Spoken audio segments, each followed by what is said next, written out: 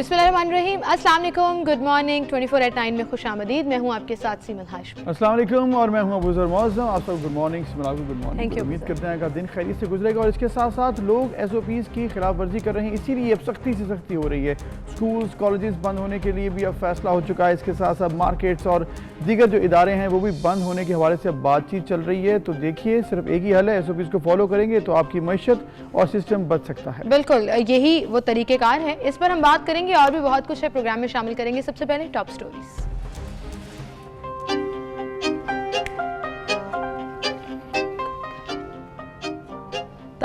तालीमी इदारे 26 नवंबर से 10 जनवरी तक बंद रहेंगे। 26 नवंबर से 24 दिसंबर तक ऑनलाइन क्लासेस होंगी। 25 दिसंबर से 10 जनवरी तक मौसम सरमा की छुट्टियां होंगी। ट्रेनिंग वोकेशनल इंस्टीट्यूट खुले रहेंगे। सिंध में बगैर इम्तिहानात कोई पास नहीं होगा। बैनुल सूबाई वज़राए तालीम इजलास में सईद गनी का मौक़िफ़। वज़ीर तालीम पंजाब मुराद रास बोले, बच्चों को लाज़मन होमवर्क दिया जाएगा, होमवर्क की बुनियाद पर प्रमोट किया जाएगा। जिसका डर था वही हुआ। कोरोना की दूसरी लहर तशवीशनाक होने लगी। कराची के सरकारी अस्पतालों में कोरोना मरीजों के लिए जगह कम पड़ने लगी। शहरी निजी अस्पतालों में जाने पर मजबूर। इंतजामिया मरीजों को लूटने में मसरूफ। हुकूमत ने कोरोना वैक्सीन की फंडिंग के लिए आलमी इदारों से राब्ते का फैसला कर लिया।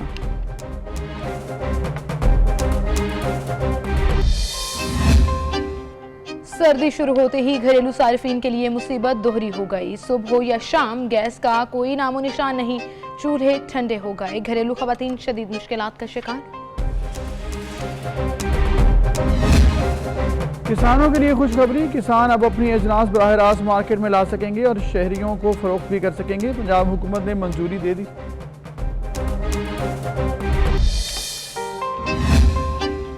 मलिकाए कोहसार, मरी और गलियात में मौसम सरमा की पहली बर्फबारी। सवात और कालाम में भी रुई के गालों जैसी बर्फ। बलाई इलाकों में पहाड़ों ने सफेद चादर ओढ़ ली।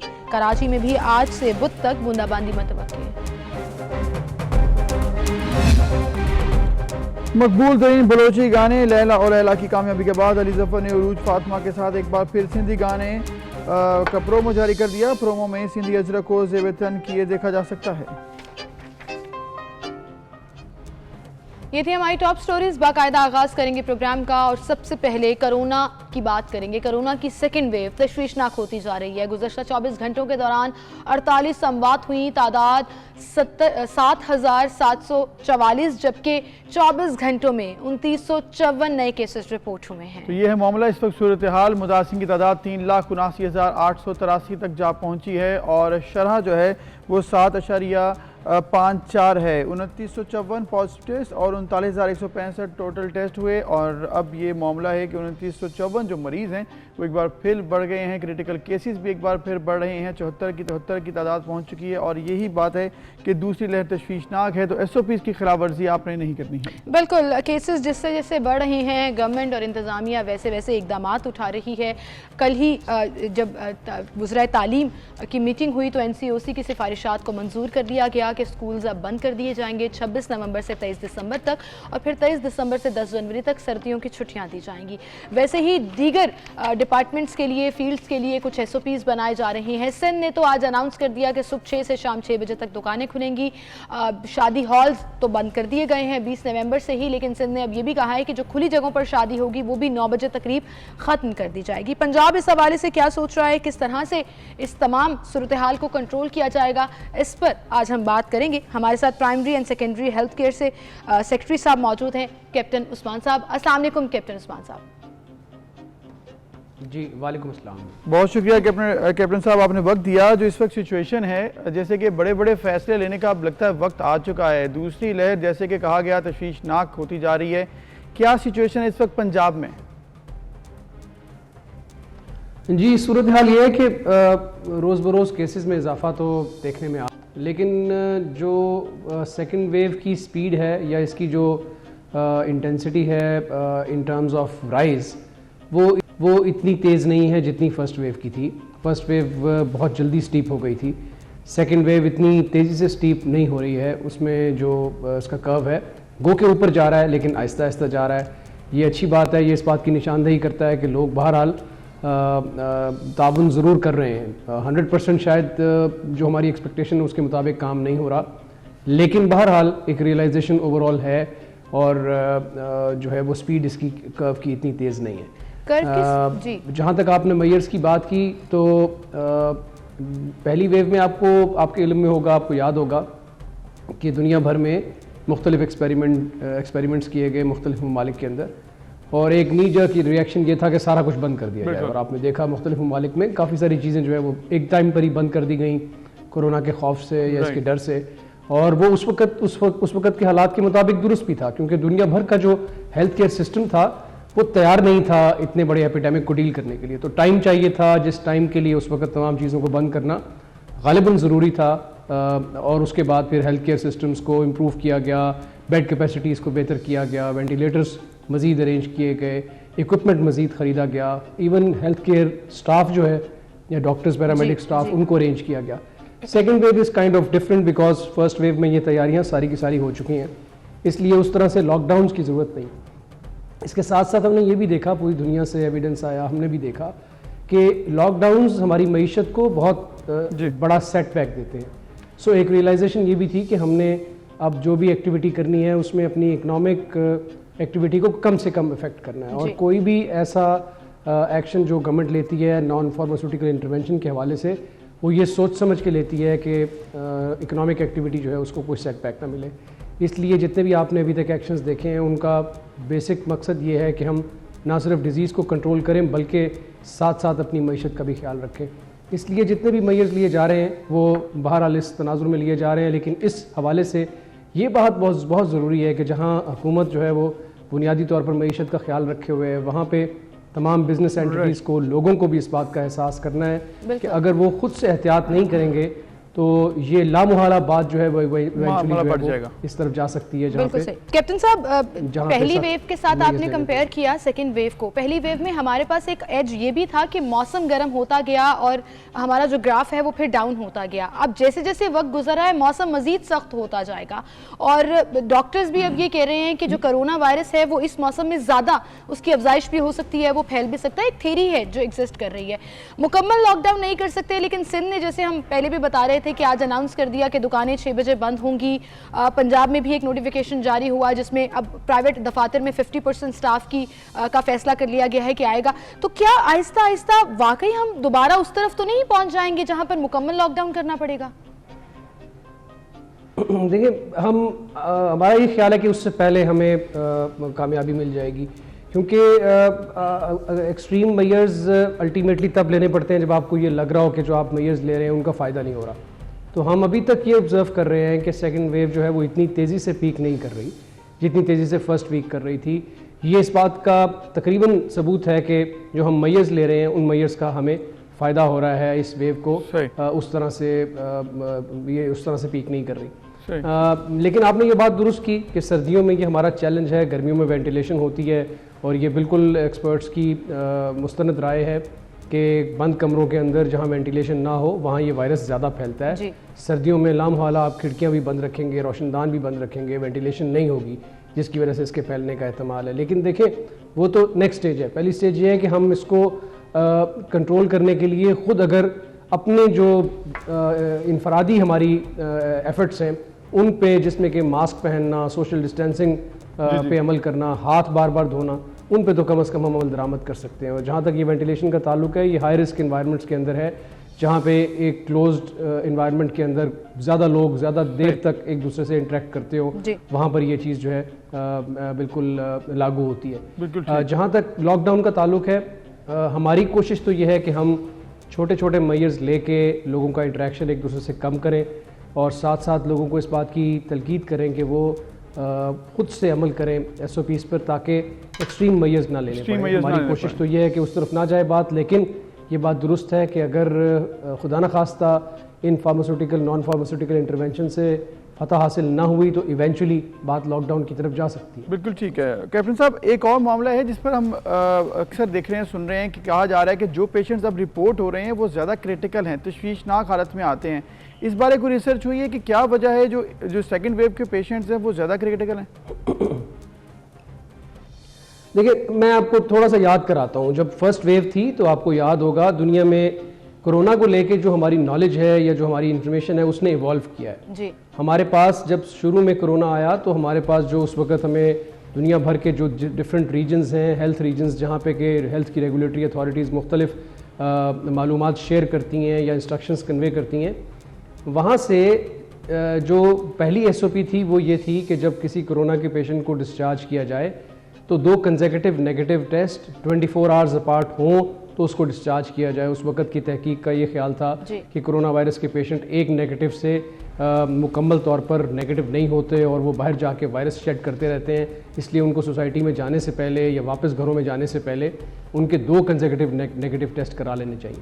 आज अगर आप देखेंगे तो सूरत हाल इवॉल्व कर गई है और अभी वर्ल्ड की दुनिया की जितनी भी हेल्थ रेगुलेटरी अथॉरिटीज़ हैं या एडवाइजरी बॉडीज़ हैं वो भी एडवाइस करती हैं कि सिम्टम्स ख़त्म होने के 3 दिन के बाद आइसोलेशन ब्रेक की जा सकती है। तो इस नॉलेज ने, इस इंफॉर्मेशन ने इवॉल्व किया है। इसी के साथ साथ अगर आपको याद हो तो हम जब पहली दफ़ा फर्स्ट वेव में इस एपिडेमिक को डील कर रहे थे तो हमारे पास हमारे हेल्थ सेंटर्स में, हमारे कैंप हॉस्पिटल्स के अंदर एसिम्प्टोमेटिक लोग भी हुआ करते थे। बहुत ज़्यादा तादाद हमारे पास ऐसे लोगों की थी जो पॉजिटिव तो थे लेकिन उनको कोई सिम्टम्स नहीं थे और वो उन हेल्थ फैसिलिटीज़ में नहीं रहना चाहते थे। हमने काइंड ऑफ ज़बरदस्ती उनको वहाँ पर रखा हुआ था। वो उस वक्त की पॉलिसी थी और उस वक्त की सूरत हाल के मुताबिक वो अरेंजमेंट थी। बाद में आपने देखा कि होम आइसोलेशन की पॉलिसी भी आई, लोगों को ये इजाज़त मिल गई कि वो अगर पॉजिटिव हैं तो अपने घरों में अपने आप को आइसोलेट कर सकते हैं दूसरों से, बशर्ते कि वो दूसरों से अपने आप को दूर रखें, और उनको एजुकेट किया गया। ये वर्ल्ड ओवर देखने में आया कि ये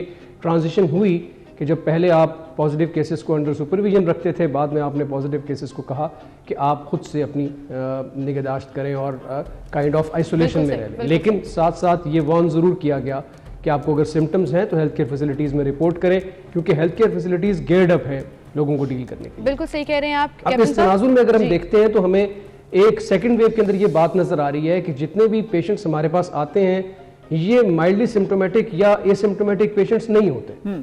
ये पेशेंट्स वो होते हैं जिनको तकरीबन 70-80% लोग इनमें से ऐसे होते हैं जिनको के ऑक्सीजन सपोर्ट की जरूरत होती है, जो कि आप गालिबन सही कह रहे हैं कि वो क्रिटिकल स्टेज पे आते हैं। तो ये बात बिल्कुल दुरुस्त है, ये बिल्कुल आपका करेक्ट मुशाहिदा है और हमें भी इस बात का एहसास है।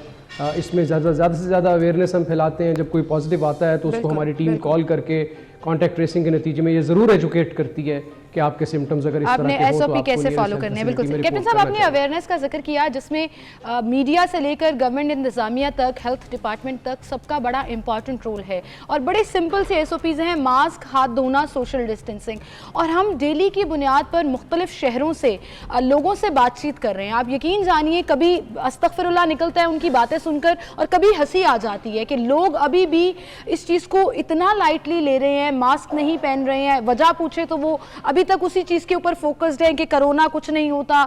हम कैसे मेक श्योर कर सकते हैं, चाहे उनको समझा सकें या ना सकें, लेकिन वो SOPs फॉलो करें? जैसे इस्लामाबाद में मास्क ना पहनने पर जुर्माना है, क्या पंजाब सोच रहा है ऐसे कुछ करने पर? नहीं, आपकी बात बिल्कुल दुरुस्त है। अगर आप दुनिया भर में तहकीक करें तो आपके मुशाहिदे में ये बात आएगी कि जहाँ जहाँ भी सेकेंड वेव आई है वो पहली वेव से ज़्यादा है जी, और या ज़्यादा इंटेंसिव है, या उसमें जो केसेस हैं वो पहली वेव से ज़्यादा है। कुछ कंट्रीज़ में 2 गुना ज़्यादा है, कुछ कंट्रीज़ में 3 गुना ज़्यादा है। And we will not be an exception. हमें भी इस बात का एहसास होना चाहिए कि अगर हमें भी, हमारे अंदर भी कंप्लेसेंसी आई, हमने भी इस मामले को सीरियस ना लिया और इस बात का एहसास ना किया कि ये सूरत हाल बिगड़ सकती है, तो हमारे पास भी केसेस जो हैं वो पहली वेव से ज़्यादा हो सकते हैं। इसलिए ये बहुत ज़रूरी है कि लोग जो है वो SOPs पे अमल दरामद करें और लोगों के ताउन के बगैर ये मुमकिन नहीं होगा। जहाँ तक बात अवेयरनेस की है तो अवेयरनेस जितनी फैलाई जाए उतनी कम है। हमारी कोशिश है कि हम ज़्यादा से ज़्यादा जो है वो अवेयरनेस फैलाएं। लेकिन कैप्टन साहब कहीं पर सख्ती करनी के हवाले पड़ती है से, जुर्मानों के हवाले से, पनिशमेंट्स के हवाले से हमारा मौक़िफ़ यही है कि जितना ज़्यादा लोगों को हम एजुकेट करेंगे उतना इसकी इम्प्लीमेंटेशन में आसानी होगी। ऑब्वियसली जहाँ मुनासिब समझा जाएगा वहाँ सख्ती ज़रूर की जाएगी। राइट कैप्टन साहब, वन लास्ट क्वेश्चन। हमने ये देखा, रिसर्च है कि हैदराबाद में सबसे ज़्यादा पाकिस्तान में रिपोर्ट हो रहे हैं केसेस और सबसे कम जो है वो गुजरांवाला में है, जहाँ पे 1.16% आ रही है पॉजिटिव पेशेंट्स की। ये कोई रिसर्च हुई है कि क्या वजह है गुजरांवाला में कम, हैदराबाद में ज़्यादा, लाहौर में 3.5 के करीब? इस बारे में कुछ मालूम हो सका? देखिए, ये हर शहर का अपना एक काइंड ऑफ फ्लेवर होता है, अपना एक लिविंग स्टाइल होता है। गुजरांवाला में आज आपको केसेस 1% के आसपास नज़र आ रहे हैं, लेकिन कुछ दिन पहले गुजरांवाला में केसेस जो हैं वो 4-5% के आसपास भी थे। सो ये काइंड ऑफ किसी एक गिवन डे के ऊपर जो पॉजिटिविटी होती है वो शायद इतना बड़ा बेंचमार्क नहीं होता। हम 3 दिन की रोलिंग एवरेज लेते हैं। लाहौर की भी 3 दिन की अगर आप रोलिंग एवरेज लेंगे तो तकरीबन 6-7% के आसपास है। इसी तरह गुजरांवाला इज़ नियरली 4.5%। इसी तरह मुल्तान जो है वो तकरीबन 10% के आसपास उसकी रोलिंग एवरेज होती है। सो हम किसी एक दिन की एवरेज नहीं लेते, बल्कि हम पिछले 3 दिनों की एवरेज लेते हैं, जिसमें ये तकरीबन शहर इवेंचुअली इवन आउट करते हैं। अगर आप देखेंगे, ज़्यादा तफसील में जाएंगे तो जितना शहर का अर्बन नेचर होगा वहाँ पॉजिटिविटी आपको ज़्यादा मिलेगी, जितना रूरल नेचर होगा वहाँ पॉजिटिविटी आपको कम मिलेगी। कुछ ऐसे शहर भी हैं जहाँ पे आमदोरफ्त जो है वो बाहर से बहुत ज़्यादा होती है। यानी कि लाहौर की अगर आप मिसाल ले लें तो 8 से 10 लाख लोग जो हैं वो रोज़ाना लाहौर से ट्रैवल करके या लाहौर में आते हैं या लाहौर से ट्रैवल करके बाहर जाते हैं।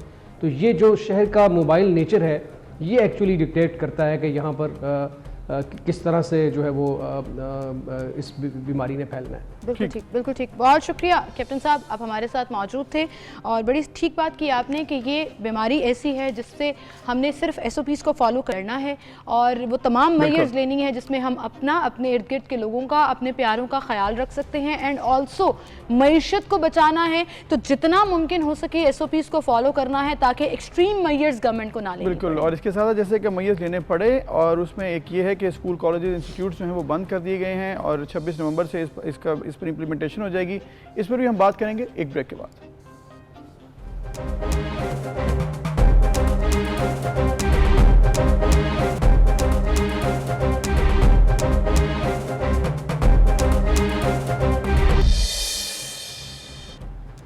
वेलकम बैक नाज़रीन। ब्रेक पर जाने से पहले जिस तरह से हमने बताया कि इंस्टीट्यूट्स को अब बंद कर दिया जाएगा और वर्क फ्रॉम होम जिस तरह से होता है इसी तरह अब ऑनलाइन क्लासेस पर ही रिलाय करना पड़ेगा स्टूडेंट्स को भी। हुकूमत ने 26 नवंबर से 24 दिसंबर तक पाकिस्तान के तमाम तालीमी इदारे बंद करने का ऐलान कर दिया है। बहरहाल कल जो इजलास हुआ उसमें सिंध और पंजाब ने अपने तहफ़्फ़ुज़ात का इजहार ज़रूर किया। सिंध के वज़ीर तालीम की तरफ से ये कहा गया कि हम प्रमोट नहीं करेंगे बच्चों को जब तक एग्जाम्स नहीं होंगे, जबकि पंजाब की तरफ से ये कहा गया कि जो होमवर्क दिया जाएगा उसी की ग्रेडिंग के ऊपर हो सकता है कि हम प्रमोशंस भी डिसाइड कर दें। मौसम तातीलात जो सनमा की हैं वो भी अनाउंस कर दी गई हैं अभी से और टोटल कुल मिलाकर अब ये 11 जनवरी तक तालीमी इदारे बंद रहेंगे। वफाकी वज़ीर तालीम शफ़क़त महमूद ने कहा कि ऐसे इक़दाम करने पड़ेंगे जिससे बीमारी का फैलाव रोका जा सके और पाकिस्तान भर के तमाम तालीमी इदारे बंद होंगे, किसी को भी एक्सेप्शन नहीं दी जाएगी। एक बात जो सूबाई वज़ीर तालीम पंजाब ने कही कि अब ये बच्चे मॉल्स में नजर ना आए, बाजारों में नजर ना आए, पार्क्स में नजर ना आए। ये छुट्टियां नहीं है कि आप मरी, गलियात या शुमाली इलाका जात में जाके बर्फबारी एंजॉय करना शुरू कर दें। बहुत मजबूरी में ये डिसीजन लिया गया है, अब उसको फॉलो करते हुए बच्चों को घरों पर ही रहना पड़ेगा। बिल्कुल, और इसके लिए अहम फैसला जो ले लिया गया है, इस पर इम्प्लीमेंटेशन जो है वो भी ऑब्वियसली प्राइवेट स्कूल्स ने करवानी है। फिर अमला जो है स्कूल्स में जो टीचर्स का है वो भी कहा जा रहा है कि 2 दिन के लिए होगा और बाकी ऑनलाइन क्लासेस होंगी। इस तमाम सूरत हाल पर हम बात करेंगे। President private school association Kashif Mirza साहब हमारे साथ मौजूद हैं। अस्सलाम वालेकुम काशिफ साहब। काशिफ साहब, जैसे कि कल फैसला हो गया 26 से इसका इतलाक भी हो जाएगा, एक बार फिर उसी तरह ऑनलाइन क्लासेस की तरफ जाना पड़ेगा प्राइवेट स्कूल्स को, क्या सोचा गया है, क्या प्लान बनाया गया है? प्लान तो सोचा जाता है जिस वक्त आपका सामना जो है किसी ऐसे लोगों से हो जिनके अल्फाज कमिटमेंट के साथ हो। अभी हालत ये है कि बैठे बिठाए जो फैसले होते हैं, एक हफ्ता पहले के इजलास के अंदर प्राइम मिनिस्टर साहब का भी ये कहना था तलीमी इदारे बंद नहीं होंगे। हमारे वज़रा भी कह रहे थे कि बेहतरीन SOPs पे अमल दरामद तालीमी इदारों में हुआ है और हमने साबित भी किया और पाकिस्तान प्राइवेट स्कूल फेडरेशन है कि 2 लाख टेस्ट रैंडम टेस्टिंग हुई है, जिसमें से बमुश्किल स्कूल, कॉलेज, यूनिवर्सिटी के अंदर 500 के करीब भी नहीं वो केसेस आए, जिनमें से स्कूल के अंदर तो बमुश्किल शायद 100 भी ना हो। तो इन हालात के अंदर ये जो अभी जो आपने बात की ऑनलाइन फैसिलिटी की, ऑनलाइन फैसिलिटी तो है ही नहीं हमारे पास। 14% हमारे पास ऑनलाइन फैसिलिटी है घरों के अंदर, हाउस होल्ड के लिए, लेकिन तो उसका आप देखेंगे तो अमल दरामद तो है कोई नहीं। और हम दूसरी तरफ ये भी देख रहे हैं कि पाकिस्तान के अंदर जो है पिछले 8 से 10 माह तलीमी इदारे बंद रहने की वजह से तलीमी इदारे जो थे वो बर्बाद हुए। 10,000 से ज्यादा जो हमारे तलीमी इदारे हैं वो बंद हुए हैं और 15 लाख टीचर थे, जिनमें से 7 लाख जो टीचर्स हैं वो तो वापस आए ही नहीं। अच्छा, फिर हम ये भी देख रहे हैं कि जो 2 करोड़ 61 लाख बच्चे थे जिनमें से 1,30,00,000 बच्चे जो है वापस आ सकें ताहाल, और इससे बड़ा नुकसान और क्या होगा? ये तो एक बड़ी अजीब सी सूरत। लेकिन काशिफ साहब आप ये भी देखिए कि फिर हेल्थ वर्सेस तालीम जब आ जाता है तो डेफिनेटली प्रायोरिटी जो है वो हेल्थ की तरफ जाती है। और अब ये भी देखा है कि SOPs को फॉलो कराने में तालीमी इदारे बड़ा उन्होंने मेक श्योर रखा कि जब तक स्कूल्स खुले रहें हम SOPs को फॉलो करें। लेकिन जैसे जैसे दिन गुजर रहे हैं कोरोना की वेव तशवीशनाक होती जा रही है, केसेस भी मजीद रिपोर्ट हो रहे हैं, जिसकी वजह से ये मुश्किल डिसीजन लिया गया। अब इस डिसीजन में जो ये 1 माह का ऑलमोस्ट टाइम है उसमें किस तरह आप लोग अकोमोडेट करेंगे कोर्स कवर कराने के लिए? बेसिकली तो हम ये जानना चाह रहे हैं। डिसीजन तो हो गया, अब उस पर अमल दरामद करना है, गवर्नमेंट ने करवाना है, प्राइवेट स्कूल क्या करेंगे उसमें? देखिए जी, इसके अंदर आपके क्वेश्चन में जो है ना वो 3 बातें आ रही हैं। द फर्स्ट पॉइंट इज कि जो कोरोना फैला है ये फैला नहीं है, फैलाया गया है। इसको डिलिबरेटली फैलाया गया और इसमें हमारे तमाम हुकूमती और जो सियासी पार्टीज हैं वो इसमें शामिल हैं, क्योंकि जिन्होंने लाखों की तादाद में बड़े बड़े जलसे जुलूस किए हैं। Let's not get political, Kashif साहब, let's not get political. Let's come on the strategies कि प्राइवेट स्कूल्स क्या करने जा रहे हैं। मैं उसी तरफ आ रहा हूँ जी। देखें, अब प्राइवेट स्कूल के हवाले से जो आप बात कर रहे हैं, हमारे पास या तो वो ऑनलाइन कोई इंफ्रास्ट्रक्चर हो। हमारे पास टोटल नेट की फैसिलिटी 14% है। 14% में जो फैमिलीज के अंदर है, ना तो वो IT लिटरेट है, ना वो लिटरेसी लेवल पे है, ना हमारा टीचर उसके लिए ट्रेंड है। अब जब इतने बड़े लेवल के ऊपर आप घर बैठे कह देंगे जी तालीमी इदारे ऑनलाइन पढ़ाएंगे, कैसे पढ़ाएंगे? आपका ऑनलाइन जो था तजर्बा पिछले 8-10 माह में नाकाम हुआ है, आपका टीवी प्रोग्राम नाकाम हुआ है, आपके पास इंफ्रास्ट्रक्चर इसके लिए है ही नहीं। बच्चा तैयारी अभी भी आज मैं देख रहा था उनके चैनल्स में, हमारे बच्चे अभी से प्लान कर रहे हैं, उन्होंने मरी जाना है, उन्होंने रिश्तेदारों की तरफ जाना है, तो ऑब्वियसली बच्चे आपको बाहर ही नजर आएंगे। ये क्लासरूम आपने कहा कि पिछले 6 महीने में ऑनलाइन सिस्टम सही तरह नहीं चल सका, क्या मतलब इंटरनेट फैसिलिटी के अलावा और क्या मसाइल थे और इस पर क्या बात की गई है गवर्नमेंट के नुमाइंदों से ताकि इसका कोई हल निकाला जाए? देखिए, हल होती है आपकी कैपिटल इन्वेस्टमेंट के साथ। जब आपके पूरे पाकिस्तान के अंदर लगभग तकरीबन 25 करोड़ आबादी में से 14% लोगों के पास नेट की घर के अंदर फैसिलिटी है, और जो बाहर भी फैसिलिटी है जो आपके तो टोटल 30% है जो पूरे आपके कमर्शियल जोन को भी शामिल कर लें, तो आप जब तक जो है ऑनलाइन फैसिलिटी, तो आप ये तो कह सकते हैं एलीट स्कूलों के कुछ बच्चों की हद तक महदूद रहेगी। लेकिन जो हमारा 2.5 करोड़ बच्चा तो पहले आउट ऑफ स्कूल है, 2,61,00,000 प्राइवेट स्कूलों से जो बाहर गया है, ये ज्यादातर अफोर्डेबल क्लास और लो कॉस्ट स्कूलों से ताल्लुक रखते हैं। इनमें से बहुत से ऐसे स्कूल हैं, बच्चे हैं जो लो कॉस्ट से थे, उनके वालिदैन ने उनको घरों में बैठा लिया है या उन्हें छोटे मोटे कामों में लगा लिया है, तो वो तो तालीम से सारी जिंदगी के लिए बाहर हो गए। यूनिसेफ, यूनेस्को, UNO, WHO और वर्ल्ड बैंक की ये एडवाइजरी है कि जो बच्चा 6 माह से बाहर ज्यादा हुआ है वो तो 5 से 7 साल में उसका रिकवर नहीं होना। और इवन इन दिनों में सेकंड वेव में पूरी दुनिया में एक कंट्री नहीं जिसने अपने मुकम्मल जो है तालीमी इदारे बंद किए। लॉकडाउन हो रहे हैं लेकिन वो स्मार्ट लॉकडाउन है, माइक्रो लॉकडाउन है, वो आप बिल्कुल करें।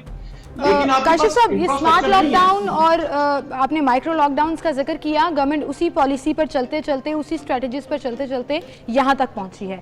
अब ये कहिएगा, जैसे आपने कहा कि गवर्नमेंट का टेली स्कूल भी नाकाम हो गया, रेडियो स्कूल भी नाकाम हो गया। कल मैं प्रेस कॉन्फ्रेंस जो सुन रही थी जिसमें पंजाब में पर्टिकुलरली मुराद राज साहब ये भी कह रहे थे कि अगर टीचर्स को स्कूल आना पड़ा ऑल्टरनेट डेज के ऊपर, या 2 दिन या 3 दिन छोड़कर आना पड़ा, और पेरेंट्स या गाइडेंस के साथ बच्चे स्कूल आकर अपना होमवर्क ले जाएं, कि अगर ऑनलाइन नहीं हो सकता तो फिजिकली ऑनलाइन होमवर्क्स दिए जाएं कि बच्चे घर बैठकर, क्या ये फिजिबल है या नहीं है? क्योंकि अब ये कह देना कि क्यों कर दिया, लॉकडाउन क्यों लगा दिया, स्कूल्स क्यों बंद कर दिए, वो मुझे लगता है कि एक बेकार चीज हो जाएगी, क्योंकि अब लग चुका है, अब डिसीजन हो चुका है कि स्कूल्स बंद होंगे। आगे का क्या प्लान है, इसके ऊपर फोकस करते हैं। मैं यही तो कह रहा हूँ, ये फिजिबल इस नहीं है। उसकी वजह है कि 2,61,00,000 बच्चों में से 1,30,00,000 बच्चे जब रीओपनिंग ऑफ स्कूल हुई है वापस आए ही नहीं है। हम एक ऐसे मुल्क में रहते हैं जिसमें तालीम कभी भी तरजीह नहीं रही। पेरेंट्स ने बच्चों को क्यों लेकर आ रहे हैं स्कूल? ऑब्वियसली उनको 1 या 2 दिन टीचर के पास आए और उनसे होमवर्क लें। हमारे ऐसी रिस्पॉन्सिबिलिटी का ख्याल होता तो पाकिस्तान में 2.5 करोड़ बच्चा पहले आउट ऑफ स्कूल ना होता, और अब जो 1,30,00,000 मजीद इसमें मुस्तकिल आउट ऑफ स्कूल हो गया, जिनमें ज्यादा तादाद बच्चियों की। तो आपको ये लगता है कि अगला साल भी बच्चों का, अगला तालीमी साल भी मुतासर होगा बुरी तरह? बहुत बुरी तरह। ये 2 साल हो चुके हैं, और मैं एक और बात बता दूं, इनका प्लान ये नहीं है कि इन्होंने जनवरी में खोलना है। इनका प्रोग्राम ये है कि हम इसको जो है मई तक ले जाएं, और मई के बाद ये कहेंगे कि जो अब जो समर वेकेशन आ गई सितंबर में खुलेगा, जैसे इन्होंने अर्ली समर वेकेशन के नाम पे किया, मार्च में इन्होंने। लेकिन वो तो अभी काशिफ साहब वो मामला दूर है। उम्मीद कर रहे हैं, दुआ कर रहे हैं कि जनवरी तक हालात बेहतर हो जाएं, और ये कहा भी जा रहा है कि इंशाल्लाह ताला बेहतर हो भी जाएंगे। लेकिन होमवर्क की बात जो की जा रही है कि होमवर्क अगर आप देंगे और 50% अगर रिजल्ट आ जाएगा तो उसकी बना पर नेक्स्ट ईयर प्रमोशन हो जाएगी। इसके लिए कितने स्कूलों के साथ आपकी कोऑर्डिनेशन है और कितने स्कूल इस पर इम्प्लीमेंटेशन करने के लिए तैयार हैं? देखिए जी, ये तो गवर्नमेंट लेवल के ऊपर एक ऐसी बातें कर दी जाती है जिसका पाकिस्तान की तारीफ से कोई ताल्लुक ही नहीं था। ये जो अभी इन्होंने प्रमोशन वाली बात की है, ये प्रमोशन जो था पिछले साल की तरह इसी तरह फेक किस्म की प्रमोशन होगी बच्चों को। वैसे अगर आपने शौक के साथ डिग्रियां देनी, जिस तरह इन्होंने टीवी चैनल बना के इन्होंने कह दिया हमने पूरा पाकिस्तान एजुकेटेड कर दिया, ऐसा हकीकत में नहीं है। ठीक है, ऐसा हकीकत में नहीं है। काशिफ मिर्जा साहब आप हमारे साथ मौजूद थे, जो कि बिल्कुल भी खुश नहीं थे गवर्नमेंट के इस डिसीजन पर, और वो ये कहते हैं कि पहले ड्रॉप आउट कर गए और अब आइंदा के लिए जो ऑनलाइन क्लासेस या होमवर्क फ्रॉम होम का कॉन्सेप्ट है वो उस तरह से एक्सेप्ट नहीं हो सकेगा। हमारे जी काशिफ मिर्जा साहब, बहुत शुक्रिया आपका, आप हमारे साथ मौजूद थे। और उनका ये कंसर्न कि लॉकडाउन के बाद जब तालीमी इदारे खुले हैं, बच्चे स्कूल्स नहीं आए, और जितने बच्चे आए हैं अब उनका भी तालीमी साल मुतासर होगा गवर्नमेंट के इस डिसीजन से। इस पर हम बात करेंगे। एजुकेशन मिनिस्टर पंजाब मुराद राज साहब हमारे साथ मौजूद हैं। अस्सलाम वालेकुम डॉक्टर मुराद राज साहब। वालेकुम सलाम।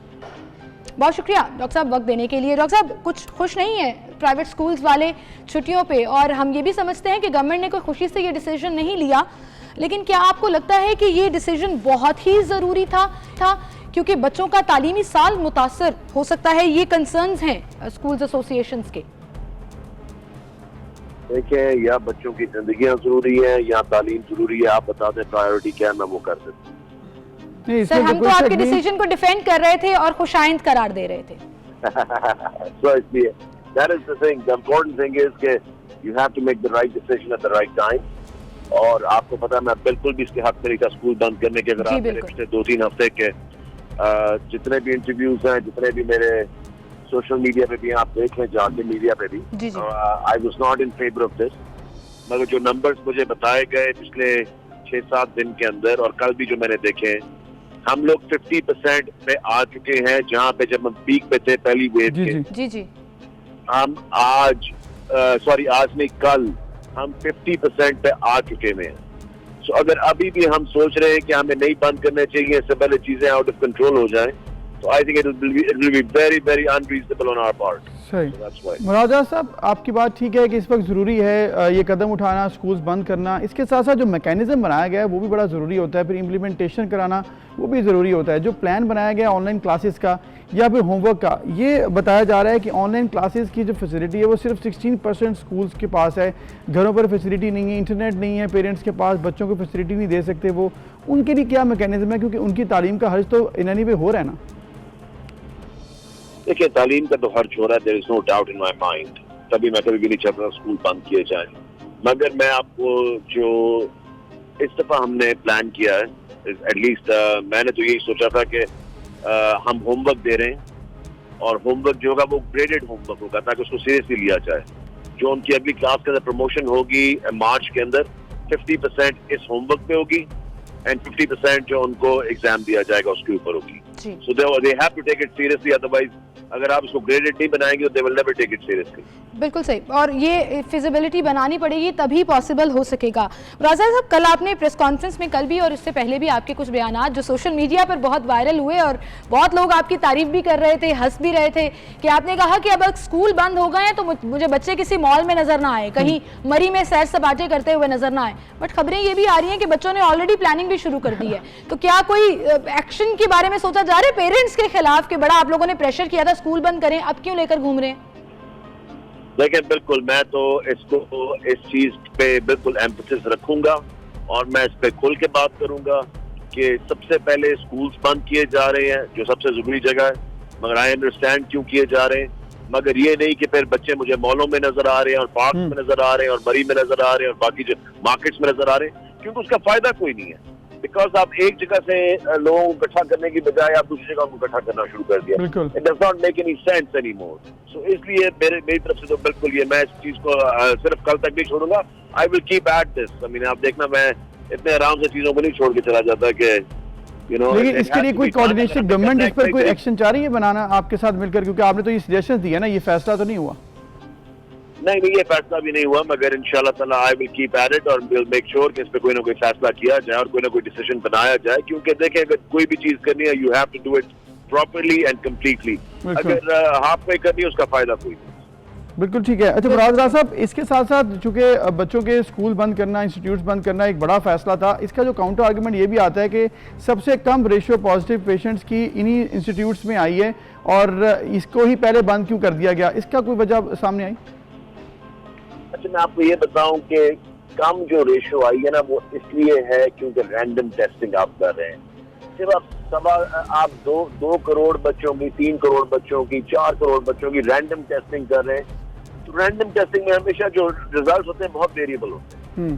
क्योंकि जब आपको सबसे बड़ी गेज पता है क्या है कोरोना के साथ कि क्योंकि ऑपोजिशन भी कहती है जी हमारे जलसे रोकने के लिए कर रहे हैं, ये करने के लिए सबसे बड़ा गेज जो आप हॉस्पिटल में अपने बंदे भेजें और चेक करें कि हॉस्पिटल बेड्स भरने शुरू हो गए कि नहीं. बिल्कुल सही कह रहे हैं. हॉस्पिटल के बेड्स भरने शुरू हो गए ना, इसका मतलब कोरोना है, चाहे गवर्नमेंट कह रही है नहीं कह रही है, ऑपोजिशन सबको छोड़ दें. जो हॉस्पिटल का ओनर है या हॉस्पिटल के बेड्स आपको एग्जैक्टली बताएंगे व्हाट. बिल्कुल ठीक. तो ये है वो ग्राउंड रियलिटी जिसका आपने रेफरेंस दिया और बिल्कुल ठीक रेफरेंस दिया कि हॉस्पिटल्स भरना शुरू हो गए हैं और पेशेंट क्रिटिकल सिचुएशन में भी हॉस्पिटल रिपोर्ट कर रहे हैं. तो हमें इसको सीरियस लेना है और इसी बिना पर ये इकदाम भी उठाया गया. Well thank you so much doctor Murad Raj साहब, आप हमारे साथ मौजूद थे और तमाम ये जो सिचुएशन है वो क्लियर कर रहे थे. बहरहाल कल सोशल मीडिया पर डॉक्टर मुराद राज, सईद गनी साहब और शफकत महमूद साहब खास तौर पर जो वफाकी वजीर हैं मीम्स का महवर रहे और स्टूडेंट्स के तो वो हीरो बन गए. एग्जैक्टली. और लोग कह रहे हैं कि वो बड़े पसंद किए जा रहे हैं, उनके जो डिसीजन बड़ा पसंद किया जा रहा है. लेकिन अगर देखा जाए ऑन अ सीरियस नोट, ये जो डिसीजन लिया गया है ये तो बड़ी मजबूरी से लिया गया है. और लेकिन आप देखें कल जो मीम्स चली और जो दुआएं दी जा रही थी शफकत महमूद साहब को स्टूडेंट्स की तरफ से, मतलब उनकी तो खुशी का कोई आलम नहीं था. बच्चों के वजीर आज़म है ये शफकत महमूद साहब, ये भी कहा गया है कहीं पर. अच्छा अब आप ये भी देखें कि कल एक जगह पर गालिबन वो KPK का कोई इलाका था जहाँ पर स्टूडेंट्स ने जब ये खबर सुनी कि यूनिवर्सिटीज और कॉलेजेस भी बंद हो रहे हैं तो उन्होंने तो बाकायदा कोरोना के हक में नारे लगाना शुरू कर दिए. और मतलब पूरा मुझे हंसी भी आ रही थी, मेरा दिल कर रहा था कि मैं अपना सर भी दीवार में मारूं कि ये कौन लोग हैं. ये जरा सुने कि ये स्टूडेंट्स इकट्ठे होकर पहले ये कह रहे थे कि इंस्टीट्यूट्स बंद होने चाहिए, हमें सोशल डिस्टेंसिंग रखनी है. यहाँ पे तमाम SOPs को बालाए ताक रखते हुए सुनिए क्या कह रहे हैं.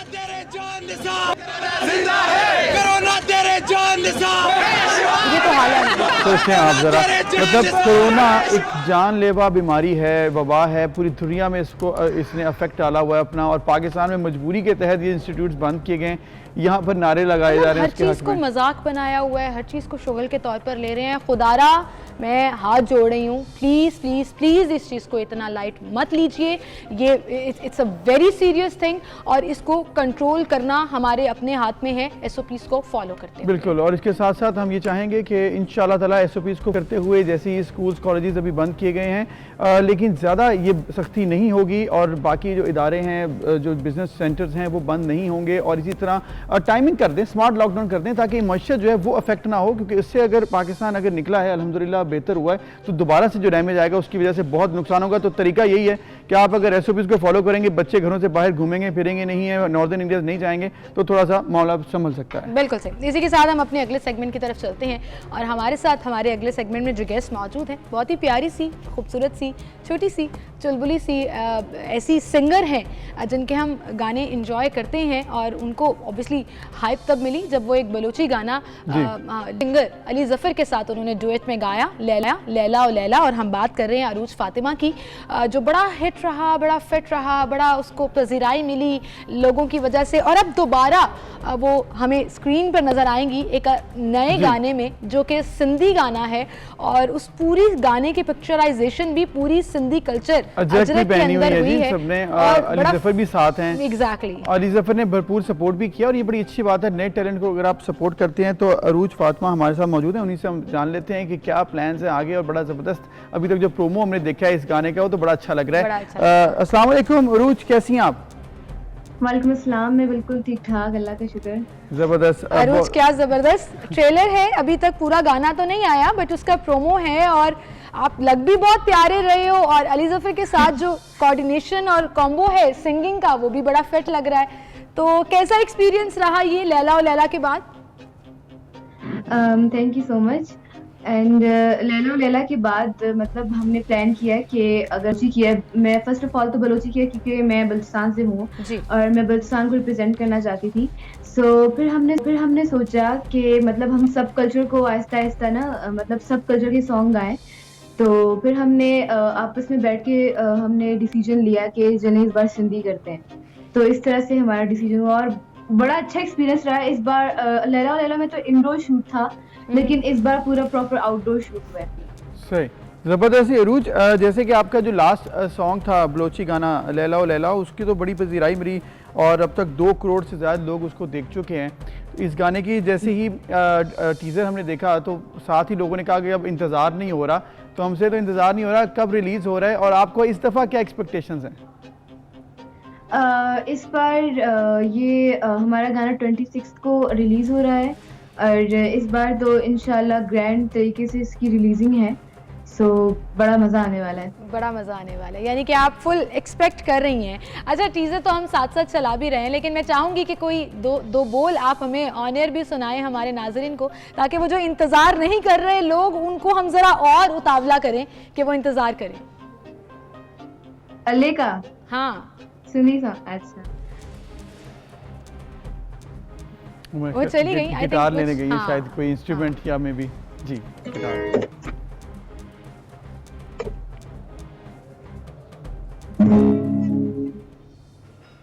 अल्ले अल्ले मुझा मानुअड़ा मुझा जोगियड़ा मुझा सांगियड़ा मारुड़ा मिठड़ा मुझा मारुड़ा सांगियड़ा मुझा अल्ले अल्ले अल्ले अल्ले अल्ले पूरा गाना आप वीडियो में ही सुनाया, वो भी बड़ा अच्छा लगा, काफी था, बड़ा मजा आया। आपने कहा बलूची हो तो सिंधी जबान में गाना गाना ये बड़ा मुश्किल होता है, वही एक्सेंट लेकर आना, कितनी प्रैक्टिस की इसके लिए? अच्छा, मुझसे बड़े लोग पूछते हैं कि मतलब आपने बलोची गा ली, अब आप सिंधी गा रही हैं तो कैसे कर लेती हैं? तो मैं एक्चुअली गाती हूँ 5 लैंग्वेजेस में। अच्छा, गाने, हाँ, मतलब सिंधी, पंजाबी, बलोची वगैरह तो मैं कर लेती हूँ। Very nice. मतलब आपको 5 जुबानों में अबूर हासिल है। तो सिंधी तो हमने सुना है और जो टीज़र आपने सुनाया, आगे गाना 26 के बाद हम पूरा सुनेंगे। अब पंजाबी आपने कहा कि पंजाबी भी आपको आता है, कोई पंजाबी में कभी गाना गाया तो सुना दें, अगर वो भी 2 बोल अगर सुना सकती हैं तो। हाँ, कोई और गिटार के साथ तो वैसे ही वो एक इफेक्ट जो है ना मजे का लगता है।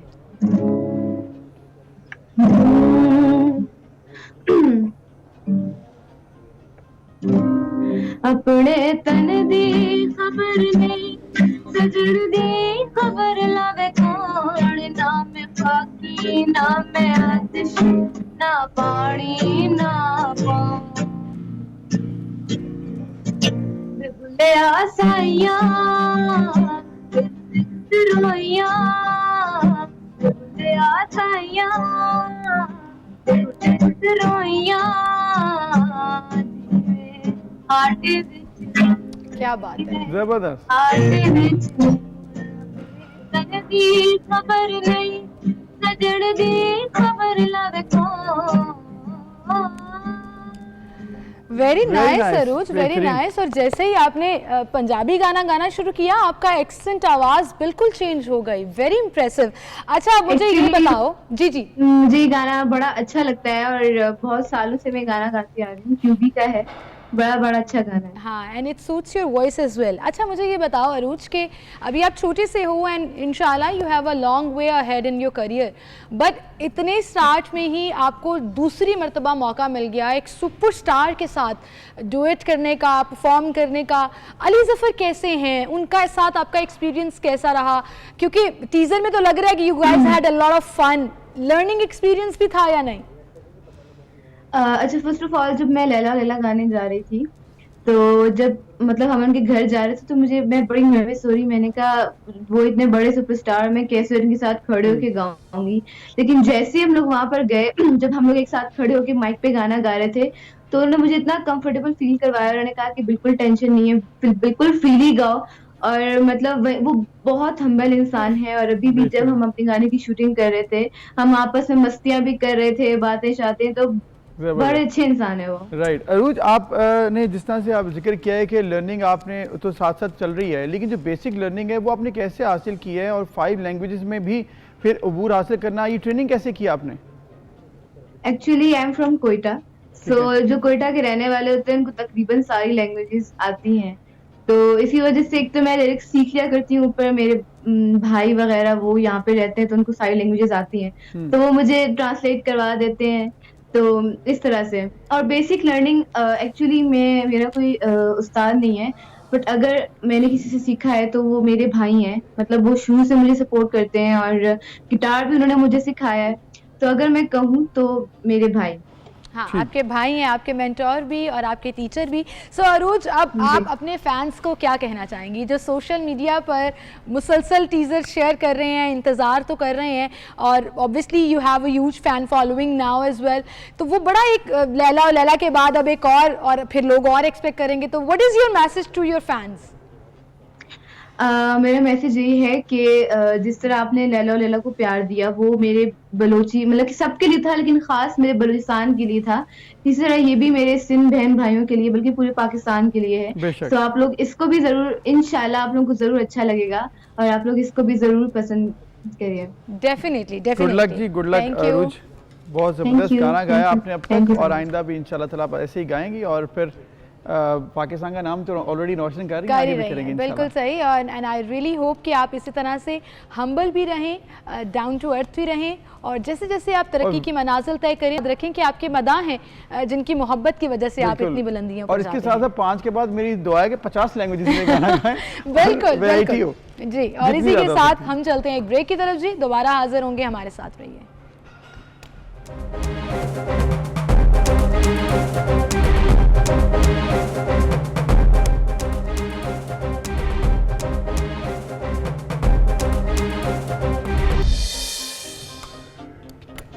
वेलकम बैक नाज़रीन। मामला है इस वक्त कुदरती गैस के हवाले से। कुदरती गैस से मुताल्लिक़ बैनुल-अक़वामी इदारे वर्ल्ड मीटर के फ़राहम करदा आदाद-ओ-शुमार के मुताबिक पाकिस्तान में 2017 तक कुदरती गैस के ज़खायर का मजमूई हजम 19 खरब मकब फीट था, जो इसकी सालाना खपत से 12 गुना ज़्यादा बनते हैं। बिल्कुल, जैसे ही सर्दियाँ आती हैं गैस का मसला बढ़ जाता है, और पूरे पाकिस्तान में, मैं ये बात सिर्फ पंजाब KPK के लिए नहीं कर रही हूँ, बलूचिस्तान में सबसे ज़्यादा गैस का मसला, और अब सिंध में भी गुज़िश्ता सालों के निस्बत इस दफ़ा कहा जा रहा है कि मामला बहुत संगीन होता जा रहा है। गैस अवेलेबल नहीं है, ना खाना पकाने के लिए, ना पानी गर्म करने के लिए, ना अभी तो खैर हीटर्स तो शुरू ही नहीं हुए हैं।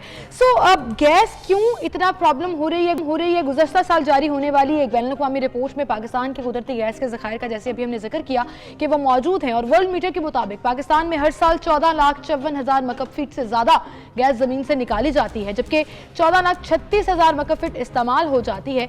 और पाकिस्तान में हर साल 5 से 7 लाख नए गैस सारिफीन का इजाफा भी हो रहा है, यानी ज़रूरत हर साल तेज़ी से बढ़ रही है, जबकि तलाश बहुत सुस्त रवि से हो रहे हैं, और गैस अब काफ़ी पड़ती जा रही है। डिमांड एंड सप्लाई का गैप बढ़ता चला जा रहा है। बिल्कुल, तो इसकी किल्लत की संगीनी का अंदाज़ा आप इससे भी लगा सकते हैं कि 700 मिलियन मकब फीट रोज़ाना की ज़रूरत के बरक्स पाकिस्तान में गैस की कुल पैदावार 340 मिलियन है। तो फिर अब ये मामला है क्या, इसका हल क्या है? पाकिस्तान में आइंदा आने वाले दिन और जो शहरी हैं, जो कि सर्दियाँ बढ़ रही हैं, तो जैसे जैसे सर्दी बढ़ेगी तो क्या दिन देखने पड़ेंगे, क्या मसाइल होंगे इंडस्ट्री को भी और इसके साथ घरेलू सार्फिन को। शहबाज इस्लाम साहब, general manager corporate communications and spokes person SSGC हमारे साथ मौजूद हैं। अस्सलाम वालेकुम शहबाज साहब। जी वालेकुम सलाम। बहुत शुक्रिया शहबाज साहब, आपने वक्त दिया। ये बताइएगा जो इस वक्त सिचुएशन है गुजरती गैस के हवाले से, एक बार फिर इशू आ रहा है और ये कहा जा रहा है कि आइंदा आने वाले दिन इंडस्ट्री और घरेलू सार्फिन के लिए फिर से मुश्किल हो सकते हैं, खुसूसन कराची के शहरियों के लिए। इस वक्त क्या सिचुएशन है? जी इस वक्त तो हमारे पास कोई 1000 के बराबर 981 MMCFD गैस, इंडिजिनस गैस आ रही है और गवर्नमेंट ऑफ पाकिस्तान ने हमें कोई 250 MMCFD LNG प्रोवाइड किया है, जिसकी वजह से हमें इस वक्त जनरली क्वेटा और कराची में, सिंध बलूचिस्तान में कोई ऐसी प्रॉब्लम नहीं है। बलूचिस्तान में इस वक्त नॉर्मली हम 50 MMCFD गैस देते हैं, इस वक्त हम कोई 170 MMCFD गैस दे रहे हैं। सो जनरली इस वक्त हमारे फ्रेंचाइज एरिया में गैस की कोई ऐसी प्रॉब्लम नहीं है। गैस की कोई प्रॉब्लम नहीं है आप ये कह रहे हैं, तो क्या जो गैस की लोड शेडिंग होती है या टाइमिंग्स लिमिटेड कर दी जाती हैं, उससे सारिफीन को परेशानी का सामना नहीं करना पड़ रहा? देखिए जो जनरल शॉर्टेज है वो तो है, जिसको हम मैनेज कर रहे हैं, लेकिन और इसीलिए जब जिन औकात में एक्चुअली कुकिंग नहीं होती है वहाँ पे हम जहाँ पे हमें लगता है कि वहाँ पे हमारी लीकेज ज़्यादा है तो वहाँ पे हम लोड शेडिंग नहीं करते, हम एक सम सॉर्ट ऑफ प्रोफाइलिंग करते हैं। बट अगर कहीं पे किसी इलाके में अगर कोई मुसलसल ये प्रॉब्लम आ रही है तो हमारी कस्टमर सर्विस अवेलेबल है, हमें कंप्लेन करें, वी विल मेक श्योर कि वो प्रॉब्लम सॉल्व हो जाए। राइट, लेकिन ये भी एक बयान में SSGC के ही बताया गया कि सिंध में 6 गैस फील्ड से सप्लाई मुअत्तल है, जिसकी वजह से सूबे को 150 मिलियन मौका फीट रोजाना किल्लत का सामना है। तो ये फिर कहाँ पर किल्लत हो रही है? जी मुझे नहीं पता ये बयान आप कब की बात कर रहे हैं। SSGC का एक बयान है जिस हवाले से हमने इस तमाम इशू को देखा। जी मैं ही स्पोक्स पर्सन हूँ, सारे बयान मैं ही निकालता हूँ। 4-5 दिन पहले हमें प्रॉब्लम ज़रूर आई थी, लेकिन आपने आज की बात करी तो एज ऑफ टुडे नहीं, आज की स्पेसिफिक बात नहीं हम कर रहे हैं, हम ओवरऑल सिचुएशन की बात कर रहे हैं, क्योंकि आइंदा आने वाले दिनों में सिर्फ आज का मामला तो नहीं है, ओवरऑल आइंदा आने वाले दिनों में कैसे कंट्रोल होनी है सप्लाई और डिमांड के हवाले से बात करें। ओके, अभी चूंकि आपने सवाल आज का किया था पहले तो मैंने उसका जवाब दे दिया, अब आप आगे की बात करें तो मैं उसका जवाब भी आपको दे देता हूँ। देखिए दिसंबर जनवरी नॉर्मली ज़्यादा ठंड होती है, कराची में भी होती है और ऑफ कोर्स क्वेटा में तो और बलूचिस्तान में तो ठीक ठाक होती है। हमने उसके लिए बंदोबस्त करना शुरू कर दिया है। मैंने आपको मैंने मीडिया को पहले भी बताया, मैं फिर बता देता हूँ कि मिनिस्ट्री और PM लेवल पे इस पे काम हो रहा है। हमने एज एन ऑर्गेनाइजेशन एक RNG पाइपलाइन हमें बिछाना था पोर्ट कासिम से पार्कलैंड, जो कि हमें पिछले 2 साल से इजाज़त नहीं मिल रही थी, but Sindh government has been very kind कि उन्होंने हमें इजाज़त दे दी है। पिछले 1.5-1.25 महीने हो गए, हमने उसको बनाना भी शुरू कर दिया और हमें यह लगता है कि जो 4 महीने का काम है हम फास्ट ट्रैक पे काम कर रहे हैं और वो हम 2 महीने में कंप्लीट कर लेंगे। So somewhere mid December 3rd week of December पे हम ये पाइपलाइन इंशाल्लाह कंप्लीट कर लेंगे। तो जो सर्दियों में गैस की डिमांड बढ़ेगी वो हम RNG से इंशाल्लाह पूरी करने की कोशिश करेंगे। But that's gonna be expensive right? Sorry, वो आम गैस की कंपैरिजन में तो एक्सपेंसिव हो जाएगा ना फिर घरेलू सारिफीन के लिए। देखिए घरेलू सार्फिन की जो रेट है वो उनको वही देना पड़ता है, सो उस पे और वो ओगरा की जुरिसडिक्शन है, उस पे हम अभी मैं कोई ठीक है, आप कोई कमेंट नहीं करना चाहेंगे। शहबाज साहब ये कहिएगा लेकिन मैं आपको जी बताइए, एक स्टेप पे आपको और बता देता हूँ जो हमने सर्दियों के लिए इस पे मेजर लिया। हमारे CNG स्टेशंस जो कि इंडिजिनस गैस पे चल रहे थे, उनको जब हमने पूरी सिचुएशन बताई, दे वर वेरी काइंड इनफ कि कोई 600-650 हमारे पास CNG स्टेशन है, जिसमें से कोई 510 CNG स्टेशन RNG में कन्वर्ट हो गए हैं। सो CNG स्टेशंस ने भी इस प्रॉब्लम को समझा, सो वो जो इंडिजिनियस गैस बचा है वो भी हम we will forward it to the बिल्कुल। अच्छा शहबाज साहब, ये कहिएगा कि डिमांड एंड सप्लाई का जो गैप है उसमें कितना अरसा लगेगा उसको कवर अप करने में? और डिमांड एंड सप्लाई से मेरी मुराद सीजनल डिमांड एंड सप्लाई नहीं है, न्यू कनेक्शन वाइज है। पाकिस्तान में एक डाटा के मुताबिक हर साल 5 से 7 लाख नए गैस सारिफिन में इजाफा हो रहा है। अब जो पेंडिंग दरख्वास्तें हैं उसमें फास्ट ट्रैक वाली नहीं, जो लोग नहीं अफोर्ड कर पाते फास्ट ट्रैक या जल्दी लगवाने वाला, कितनी पेंडिंग दरख्वास्तें हैं, उनको कब तक कैटर किया जाएगा? देखिए, इसकी जो सप्लाई है वो मेरी जुरिसडिक्शन में नहीं है। देखिए, सप्लाई का काम इस जो गैस एक्सप्लोरेशन कंपनीज है वो और मिनिस्ट्री इसका बेहतर जवाब दे सकते हैं।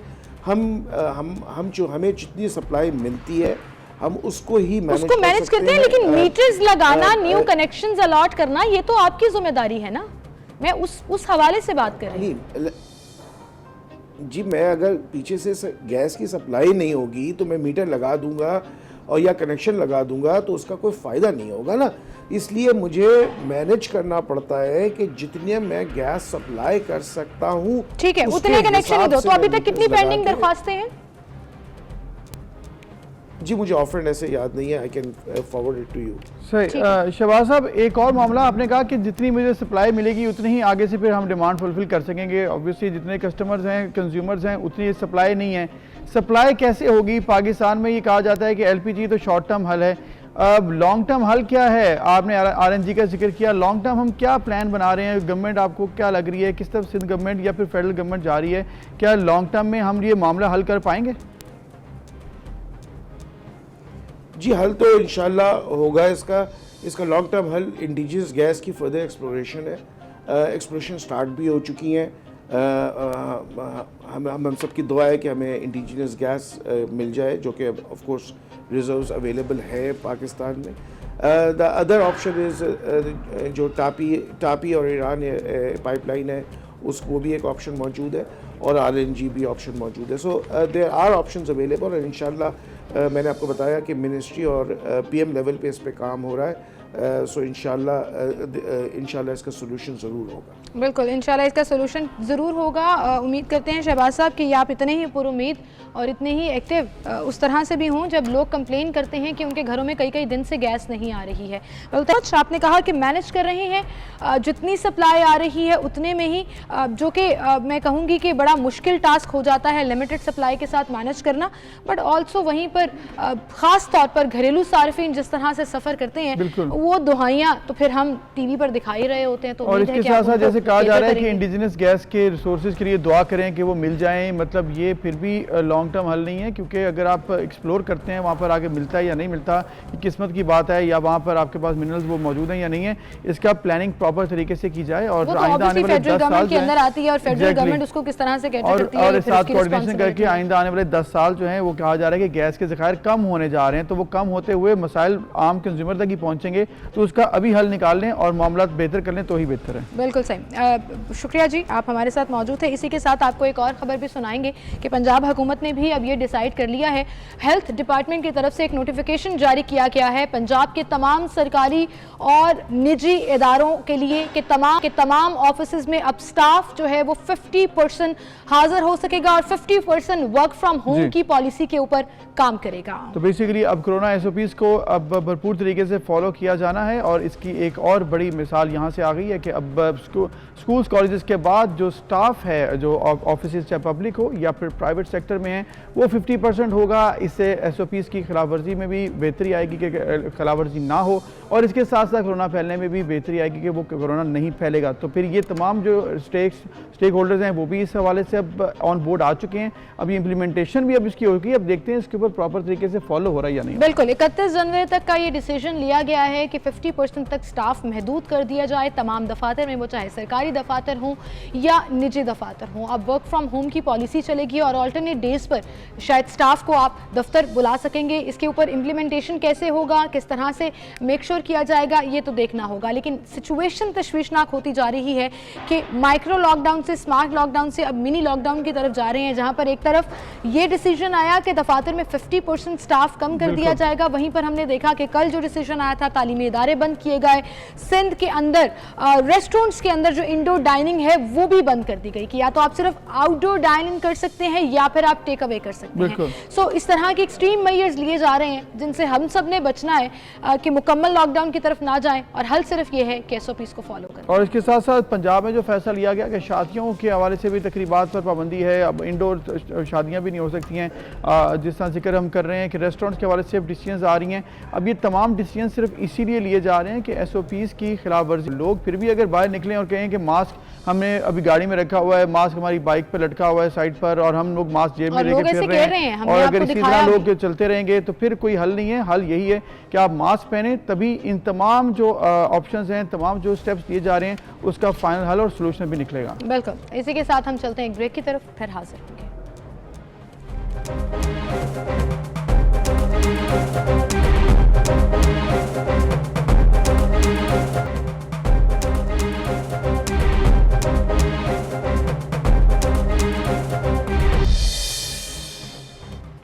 Welcome back. एक बार फिर से आपको खुशामदीद कहेंगे और एक अच्छी खबर देंगे आपको। किसानों के लिए ये खुशखबरी है जी, किसान अब अपनी अजनास बराह रास्त मार्केट में ला सकेंगे और अपनी अजनास बराह रास्त शहरियों को फरोख्त कर सकेंगे। बिल्कुल। तो ये मामला हुकूमत ने अब हल कर दिया है और मंजूरी इसकी दे दी है। आड़तियों के हवाले से जो मिडल मैन का जिक्र किया जाता है कि वो एक्सप्लॉइट करते हैं, उसके लिए ये तोड़ निकाला गया है। लाहौर के 32 मॉडल बाजारों में किसान अपनी प्रोडक्ट्स बेच सकेंगे। किसानों को बराह रास्त बाजारों तक रसाई देने का मकसद मिडल मैन की इजारादारी का खात्मा हो जाएगा। बिल्कुल, जैसे कहते हैं कि आड़ती ज्यादा पैसा कमा जाते हैं और खेत खलिहान में मेहनत करने वाला किसान अपनी मजदूरी पूरी नहीं कर पाता, तो अगर वो अब मजीद मेहनत करना चाहते हैं तो अपनी प्रोडक्ट्स डायरेक्टली बेच सकेंगे। पहले मरहले में लाहौर के 32 मॉडल बाजार हैं जिसमें किसानों को प्लेटफॉर्म दिया जाएगा और शहरी बराह रास्त अपनी अजनास की फरोख्त की टर्म एंड कंडीशन से 1 माह में इसकी तैयार कर ली जाएंगी।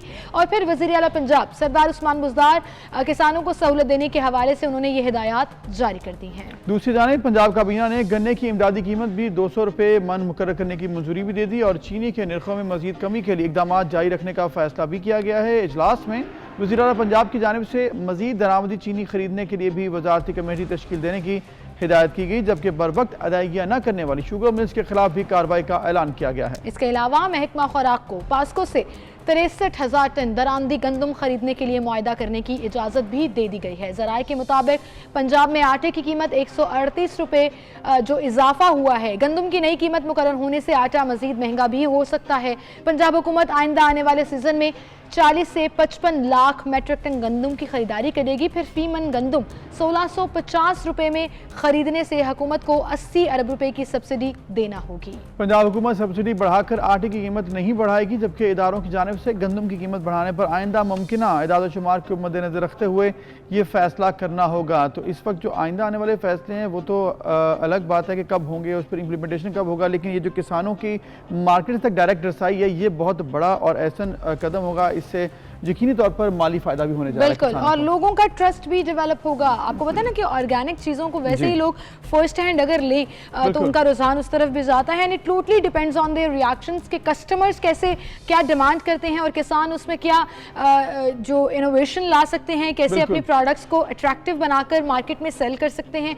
तो I think it's a golden opportunity जिससे सबको फ़ायदा उठाना चाहिए। बिल्कुल, और इसके साथ साथ पाकिस्तान में जो कि बड़ी ज़रख़ेज़ ज़मीन भी है और इसके लोग बड़े ज़बरदस्त तरीके से आर्टिस्ट हैं। वादी मेहरान की अगर हम बात करें तो वहाँ पर रंगों से मालामाल और दस्तकारी के मसनूआत के लिए खासा ये जगह मशहूर है। तहजीब और सकाफत के बेशुमार रंग और यही रंग सिंध के ज़िला कंवर शहदाद कोट की बासलाहियत के पास भी मौजूद है। बिल्कुल, जो अपने गुजरे सफ़र के लिए मेहनत मुशक्क़त करके दस्तकारी का काम करती हैं, रोज़गार कमाती हैं, उनकी तख्लीक करदा हर्शी शहकार कारीगरी की मेहनत का सबूत देती हैं और फिर वो प्रोडक्ट्स ना सिर्फ पाकिस्तान में बल्कि दुनिया भर में जानी जाती हैं पाकिस्तान के नाम से। और पाकिस्तान की दस्तकारी वैसे ही बहुत ज़्यादा फेमस भी है, डिमांड भी होती है। तो इस पर एक खसूसी रिपोर्ट तैयार की है इखलाक अहमद चांटियों ने, आपको वो दिखाते हैं।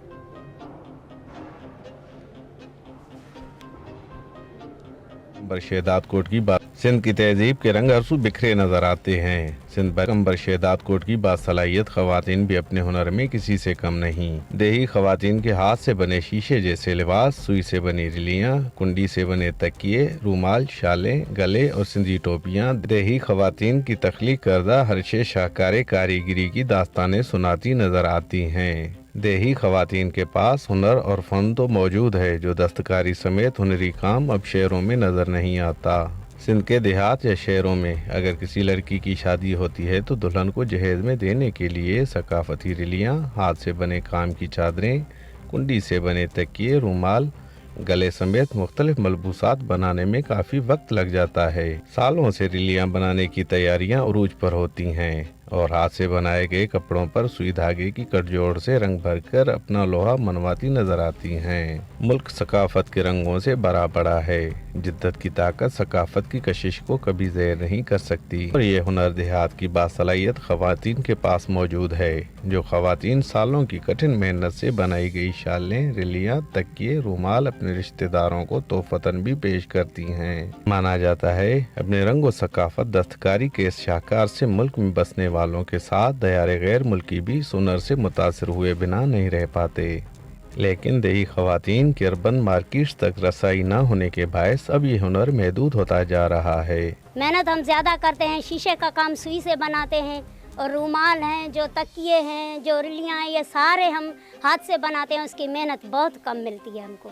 हुन महिरबानी करो तो जो असां को ट्रोपा खपंदा पिया कितहीं भी असां जेको सो ट्रोपा आखे सो असां ॾेसूं भले असां चङे मुल्क असां खपा दे। सिंध की खवातीन का ये मुतालबा है कि हमारे काम को इजरत दी जाए। हमारे काम का मुआवजा जो है तो एक अगर पीस का मुआवजा ठीक से लगा जाए ताकि हमारा भी घर का चूल्हा जले। हम मेहनत करते हैं, उसका मुआवजा ठीक से मिले। अब ज़रूरत इस अमर की है कि हुकूमत पाकिस्तान को चाहिए इस घरेलू दस्तकारी के सनत को फ़रोग देकर मुल्की मईशत को फ़रोग देकर करोड़ों रुपए ज़र मुबादला कमाने के साथ साथ इन खवातीन के लिए अच्छे रोज़गार के मौक़े फ़राहम किए जाएँ ताकि पसमानदा इलाकों में रहने वाली खवातीन अपने घर के अखराजात का बोझ उठा सकें और साथ ही मुल्क का नाम दुनिया के कोने कोने में रोशन कर सकें।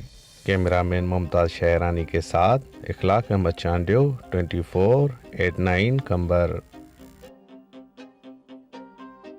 इसमें कोई शक नहीं है कि बहुत से टैलेंटेड लोग हैं और वो अपने हुनर की वजह से माली फ़ायदा और अपने मसाइल को दूर करने में बड़ा हाथ बटाते हैं अपनी फैमिली का भी, तो ये बड़ी अच्छी चीज़ है। बिल्कुल, और ऐसे ही दुनिया में जब कुछ डिफरेंट होता है, कुछ यूनिक होता है, तो हमारी कोशिश होती है कि वो स्टोरी आपके साथ ज़रूर शेयर करें। और ऐसी ही हमारी नेक्स्ट स्टोरी है कुदरती हीरों से बना हुआ ये दुनिया का महंगा तरीन फेस मास्क है जो अब मंजर आम पर आ गया है और लोगों ने बना दिया है कोरोना SOPs के लिए। आपको पता है कि ज़रूरी है मास्क का इस्तेमाल और हमने देखा कि with the period of time, with the passage of time कहीं ना कहीं जी दुल्हन अगर बैठी हुई तो उसने अपनी ड्रेस फैशन में आ चुके थे, मतलब मैचिंग मास्क भी आ गए थे, नाम वाले आ गए, कार्टून ब्रांडिंग भी होना शुरू हो गई थी। अब तो आप ये भी देखें कि पॉलिटिकली भी इसको जी ब्रांडिंग भी होना शुरू हो गई। और इसके साथ साथ हमने ये भी देखा कि मास्क जब लोगों ने पहने तो उसमें डिफरेंट रंग भी थे। तो अब ये जो मास्क जिसका हम जिक्र कर रहे हैं वो चीज़ डायमंड से लदा हुआ मास्क है। पूरी दुनिया को इसको अपनी लपेट में ले लिया। इसकी जो मालियत है वो भी आपको बताते हैं कि जी $15 लाख मालियत का ये मास्क तैयार किया गया है। बिलखुसूस खवातीन मास्क वबा से बचने के साथ साथ इसे फैशन के तौर पर भी इस्तेमाल कर रही हैं, खूबसूरत मास्क को तरजीह दे रही हैं। तो इसकी जो कि कीमत की बात करें तो कीमत है जी $15 लाख और 250 ग्राम 18 कैरात सोना, 3608 के करीब कुदरती काले और सफ़ेद हीरे लगाकर इस मास्क को तैयार किया। उन्होंने कहा कि उनके एक पुराने कस्टमर ने उन्हें एक ऐसा मास्क बनाने का चैलेंज दिया था जो FDA से मंजूर शुदा हो और साथ ही फिर वो दुनिया का महंगा तरीन मास्क भी हो। और ये मास्क बनाना हमारे लिए काफ़ी मुश्किल था क्योंकि हमें इस मास्क में जवाहर मतलब हीरे जो है वो अटैच करने थे और साथ ही से आरामदेह भी बनाना था और वो स्टिफनेस जो है उसको कंफर्टेबल बनाना था।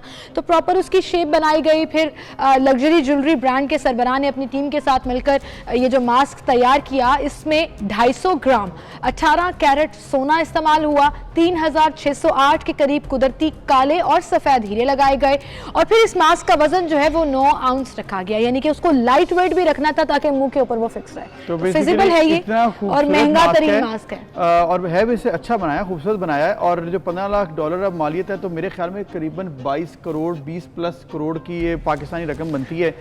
तो मैं पहले मल्टीप्लाई कर रहा था $15 लाख का कितने का मास्क बनता है, तो ये बहुत ज़्यादा ऑब्वियसली, लेकिन ये यूनिक चीज़ है, एक ब्रांडिंग हो गई, एक कंपनी ने बनाया, लेकिन सिंस इट इज़ यूनिक तो हमने आपको दिखा दी है। लेकिन इसका कतई मतलब ये नहीं है कि आप महंगे महंगे मास्क खरीदें, मास्क आप महंगे नहीं खरीदें, मास्क लेना जरूरी है, जो मर्जी मास्क अवेलेबल है आप वो मास्क जरूर खरीदें, क्योंकि वो आपको कोरोना से बचाएगा। महंगा मास्क सिर्फ फैशन में आपकी मदद जरूर करें। इसी के साथ हम एक ब्रेक लेते हैं, फिर हाजिर होंगे।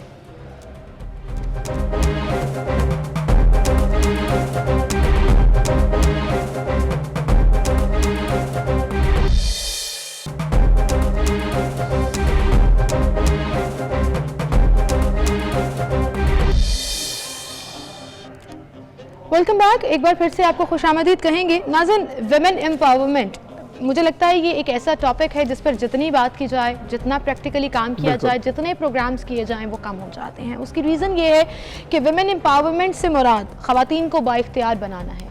वो मेंटली है, वो इमोशनली है, वो फाइनेंशियली है, वो स्ट्रेंथ वाइज है। ये वो तमाम चीज़ें हैं कि अगर हम अपनी सोसाइटी में इसको पेनिट्रेट करना शुरू कर दें तो आप यकीन जानिए कि ना सिर्फ हमारी सोसाइटी ग्रो करेगी बल्कि पाकिस्तान तरक्की करेगा। और मेजर परसेंटेज आबादी की हमारी ख़वातीन की है। तो ज़रा सोचिए कि अगर हम ख़वातीन को बाइख्तियार कर देंगे तो पाकिस्तान की मईशत से लेकर हमारे जहनों तक कितनी ग्रोथ होगी और कितना ये मैटर, और इसका आफ्टर इफेक्ट्स कितने बेहतरीन होंगे, ये भी आप सोचिएगा। तो इसके लिए काम किसने करना है? इसके लिए गवर्नमेंट ने भी काम करना है, इंडिविजुअल सतह पर भी आपने काम करना है, और ऑर्गेनाइजेशंस भी इसमें अपना रोल अदा करती हैं कि वो भी मिलकर काम करें पाकिस्तान की आवाम के साथ, पाकिस्तान की ख़वातीन के साथ। और इसी तरह एक रिसाइकलिंग प्रोजेक्ट बनाया गया है कशफ फाउंडेशन और इसके साथ साथ कोक फाउंडेशन की मदद से, इश्तराक से ये एक प्रोजेक्ट है जिसमें ख़वातीन को मदद मिलती है, चाहे वो छोटे लोन्स हों या फिर ट्रेनिंग हो, जिससे वो आगे बढ़कर काम भी कर सकती हैं और अपनी मईशत में भी बेहतरी लेके आ सकती हैं। बिल्कुल, और स्किल डेवलपमेंट पे तो हम हमेशा ही फोकस करते हैं। तो अगर किसी को आप स्किल सिखा देंगे तो वो कभी भूखा नहीं सोएगा, वो इंडिपेंडेंट फील करेगा और एक्चुअली अपने लिए काम भी करेगा। तो इस पर हम बात करेंगे। कोक फाउंडेशन से हमारे साथ नताशा हारून मौजूद हैं। अस्सलाम वालेकुम Natasha, thank you so much for coming in. Kashaf foundation से हमारे साथ मौजूद हैं बुशरा खानम, उन्हें हम खुशामदीद कहेंगे। अस्सलाम वालेकुम बुशरा जी। और इस पूरे प्रोजेक्ट की जो बेनिफिशरी हैं, जिन्होंने बाकायदा सीखा है, हमारे साथ कविता इमरान भी मौजूद हैं, उन्हें भी हम वेलकम करेंगे। Welcome Kavita, thank you so much for joining in. आपने यहाँ देखकर बात करनी है, आप अपने आप को भी देख लीजिएगा। So thank you so much for coming इन। नताशा, आपसे शुरू करेंगे। It's a very unique kind of project जिसपे आप ख़वातीन को ना सिर्फ एम्पावर कर रहे हैं, क्रिएटिविटी सिखा रहे हैं, और उसमें भी एक जो सोच रखी है कि रिसाइकलिंग करके क्रिएटिव बनाना है। ये आइडिया कैसे आया, किस तरह से ये कोलैबोरेशन? बिल्कुल, सो आई थिंक इसका जो आइडिया का सोर्स था इन 2018 द कोका-कोला फाउंडेशन का एक एम है, एक विजन है कि बाय 2030 हमने अपनी सारी बॉटल्स को रिसाइकिल करना है, B it a glass bottle और टिन्स, एनीथिंग एट ऑल। अब उस विजन को मद्देनज़र रखते हुए हम लोगों ने एक रिसाइकलिंग का प्रोजेक्ट ऑब्वियसली हमने इनिशिएट करना था। कशफ फाउंडेशन से बेहतर इसके लिए पार्टनर कोई नहीं था, because women empowerment is something जो कि हम एक नेशनल लेवल पे और इंटरनेशनल लेवल पे प्रमोट करना चाहते हैं। So that's where the idea came in कि कैसे हमने रिसाइकलिंग और वुमेन एम्पावरमेंट को इकट्ठे लेके चलना है। बेहतरीन, सो ये है बड़ा ज़बरदस्त आइडिया, इसमें कोई शक नहीं है। बुशरा खानम साहिबा, कशफ फाउंडेशन इसमें आप किरदार अदा कर रहे हैं, कैसे मतलब कोऑर्डिनेट करते हैं, कैसे सेलेक्ट करते हैं लोगों को, और फिर इसके बाद फिर शहर जो हैं उनको सेलेक्ट करना है, फिर ट्रेनिंग करनी है, ये सारा प्रोसेस कैसे कर रहे हैं आप? अच्छा, इसमें जो सबसे पहले मैं आपको इसका जो प्रोसेस बताना चाहूँगी वो ये है कि एक हमारी क्रेडिबिलिटी, एक इमेज हमारा डेवलप हो चुका सोसाइटी में। We are working since 1996। तो हमारी ऑर्गेनाइजेशन के दो कंपोनेंट हैं। एक आप कहते हैं कि मालियाती सहूलियात फॉर वुमेन, ख़वातीन को मालियाती सहूलियात दी जाएँ आसान शराइत पे, माइक्रो फाइनेंस जिसको हम आम अल्फाज में कहते हैं, छोटे छोटे कर्जे दिए जाते हैं। कर्जा एक फाइनेंशियल असिस्टेंस तो है औरत के लिए, लेकिन जब तक आपकी जहनी गुर्बत दूर नहीं होती तो आप गुर्बत को दूर नहीं कर सकते। उसके लिए हम उनके लिए अवेयरनेस के लिए, उनके शऊर को उजागर करने के लिए डिफरेंट ट्रेनिंग प्रोग्राम्स जो हैं वो ऑर्गेनाइज करते हैं। बेहतरीन। और उन प्रोग्राम्स के तहत उनके अंदर एक अर्ज पैदा होती है कि वो अपने लिए अपने पाँव पे खड़ी हों और अपने लिए कोई काम कर सकें। अब उसमें दो तरह की प्रोग्राम्स हैं। इसमें यह है कि एक शऊर बेदार करना, और दूसरा जैसे इन्होंने अभी फरमाया था स्किल डेवलपमेंट, कि हुनर एक ऐसी चीज़ है कि अगर आपके हाथ में है तो आप भूखे नहीं मर सकते। बिल्कुल। और फिर आपको ट्रेनिंग आ जाती है और उस पर आप और वो जो कॉन्फिडेंस आता है ना, उसके अलावा कोई आपसे उसको छीन नहीं सकता। तो स्किल डेवलपमेंट में हमने एक्चुअली कशफ फाउंडेशन ने 2014 में गवर्नमेंट ऑफ पंजाब के साथ PSTF के साथ ने काम इनिशिएटिव लिया था तो उसमें एक ट्रेडिशनल ट्रेनिंग्स आ रही थी ब्यूटी पार्लर और स्टिचिंग की। आप जहाँ भी चले जाएं पाकिस्तान में, मुझे 20 इयर्स हो गए हैं डेवलपमेंट सेक्टर में काम करते हुए, जहाँ भी जाए वो खवातीन के लिए एक ही ट्रेनिंग सजेस्ट की जाती है, ब्यूटिशियन का कोर्स करवा दें या स्टिचिंग का करवा दें। मतलब ये एक जेंडर डिस्क्रिमिनेशन जो है वो है। हमने बहुत से डोनर्स की हमारे पास रिक्वायरमेंट्स आती हैं स्किल डेवलपमेंट के हवाले से। तो जैसे अभी नताशा ने भी बताया कि ये हमें आइडियाज़ देते हैं, हमारा काम उन आइडियाज़ को पिकअप करके उसको इम्प्लीमेंट करना होता है। और जेन्युइनली जो फाइनेंशियल असिस्टेंस हमें डोनर देता है उसको हमें जेन्युइनली उसको ग्राउंड्स में बेसिकली आइडिया इधर से आए, मैकेनिज्म आपने बनाया और फिर उसके बाद आपने इसको करवाया इम्प्लीमेंट बेनिफिशरीज। और जहाँ तक सिलेक्शन क्राइटेरिया है, देखें ये प्रोग्राम्स है ही डिप्राइव्ड वुमेन के लिए, वो खवातीन जिनको ना एक्सपोजर होता है, जो कि अपनी ज़िंदगी जो है छोटे छोटे घरों में, एक एक कमरे के घरों में अपनी सारी ज़िंदगी गुजार देती हैं। ये प्रोग्राम बेसिकली डिज़ाइन ही उनके लिए हम चाहते हैं उनमें ज़्यादा से ज़्यादा अवेयरनेस हो। बिल्कुल सही। और इसको लाहौर में शुरू करने का मकसद ये था, ये जो रिसाइकलिंग है नॉन ट्रेडिशनल ट्रेनिंग है, इसको इम्प्लीमेंट करने में हमें बहुत चैलेंजेस आए। जैसे हमने 200 खवातीन को इनरोल किया, 60 खवातीन ड्रॉप आउट हुई क्योंकि उनके मेल फैमिली मेंबर से आने नहीं देते। ये तो एक मेंटली प्रेशर जो है वो हमारी सोसाइटी में एग्जिस्ट करता ही है। कविता हमारे साथ मौजूद है जो बेनिफिशरी है इस प्रोग्राम की। कविता, कैसा रहा आपका ये एक्सपीरियंस, और इसको सीखने के बाद, रिसाइकलिंग, क्रिएटिविटी, स्किल्स सीखने के बाद आपको क्या लगता है कि आप आगे क्या करना चाहते हो? जी, मेरा ये एक्सपीरियंस बहुत अच्छा रहा। मैंने बहुत कुछ सीखा रिसाइकलिंग में आके कि घर की बहुत सी ऐसी अशिया होती हैं जो हम वुमेन्स घर में ट्रैश कर देती हैं या बाहर बेचने वालों को दे देती हैं, लेकिन हमने ये सीखा कि अगर हम इसे, जैसे प्लास्टिक की बोतलें होती हैं, तो हम जब बाहर फेंकते हैं तो आबो हवा भी काफ़ी आलूदा होती है, इससे काफ़ी ज़्यादा प्रॉब्लम्स होती हैं। तो यही हम जो बाहर चीज़ें ट्रैश कर देते हैं तो बेहतर है कि हम इसे अपने घर में अच्छे तरीके से डेकोरेट करके, जी आप देख सकते हैं ये बॉटल्स हैं, वैन बॉटल्स हैं, और ये जार हैं, जैम वाले जार हैं, इनको डेकोरेट किया गया है, और ये फैमिली जार बनाए गए हैं, उसके साथ ये बॉटल्स डेकोरेट किए गए हैं। अच्छा, बड़ी ज़बरदस्त चीज़ें हैं जी। हैंड पेंटिंग से लेकर ग्लास बॉटल्स के ऊपर आप डिफरेंट तरीके से उसको सजा सकते हैं। लेकिन नताशा, अब इनको मार्केट एक्सेस किस तरह से पॉसिबल हो सकेगी? You have to provide a platform as well, वरना तो फिर फायदा नहीं रहेगा। एग्जीबिशंस हैं। आई थिंक आपने बिल्कुल स्पॉट ऑन बात की है, बिकॉज यही हमारा चैलेंज था। इसी को हम लोगों ने देख के इस पूरे प्रोजेक्ट को डिज़ाइन किया कि औरतों को लोन्स तो दिए जाएंगे of course and they will have their businesses, but उसके लिए मार्केट स्पेस क्या है, मार्केट प्लेस क्या है? आपको पता है कि कोका कोला ग्लोबली, इट्स मतलब जो हमारी फाउंडेशन है ग्लोबली हम लोग हर जगह ऑपरेट करते हैं, तो हमारे लिंकेजेस काफ़ी स्ट्रॉन्ग हैं। अब सिंस हम लोगों ने कोई कॉर्पोरेट गिव अवेज बनवाने थे एक इवेंट के लिए,